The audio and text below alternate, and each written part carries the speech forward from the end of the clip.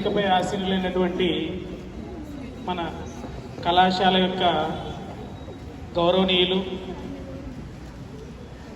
మహోన్నతులు, కష్టేపల్లి అనేటటువంటి నిదర్శనము ఈశ్వరయ్య సార్.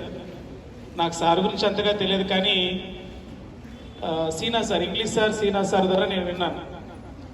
5 ఏళ్ల కంటే ముందు ఎన్నో కష్టాలు పడ్డారు. మ్యాథ్స్ ఫ్యాకల్టీగా పనిచేశారు, చాలా ఇబ్బందులు ఎదుర్కొన్నారు. కానీ కష్టాన్ని నమ్ముకొని ఈరోజు ఈ స్థానంలో క్రమశిక్షణకు మారుపేరుగా ఈ విద్యా సంస్థను స్థాపించారు. భాస్కర్ రెడ్డి సార్ గారు, ఈశ్వరయ్య సార్ గారికి నమస్కారములు. అలాగే నా అధ్యాపకేతర సమూహములకు హృదయపూర్వక నమస్కారములు. మాతృమూర్తులు, ఇక్కడ ఉన్నటువంటి మాతృమూర్తులకు నమస్సుమాంజలు, విద్యార్థులకు ఆశీస్సులు. అలనాటి మోము రమ్యమైన మా కళాశాల, చూడచకని రమ్యమైన సిరుమధురమై వెలుగొందెనట ఆడపడుచులట, వెలుగొందెనట ఆడపడుచులట. చదువుల తల్లి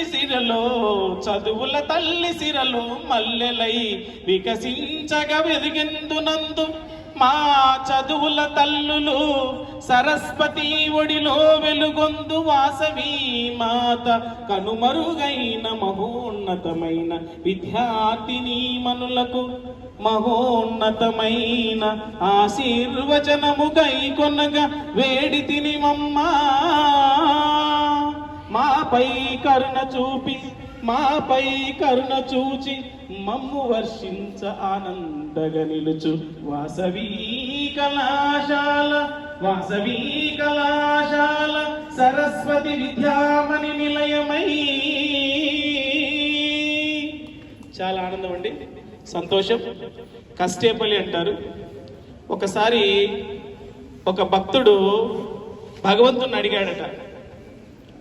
ఏమని అడుగుతాడండి భక్తుడు? భగవంతుని ఏమని అడగచ్చు?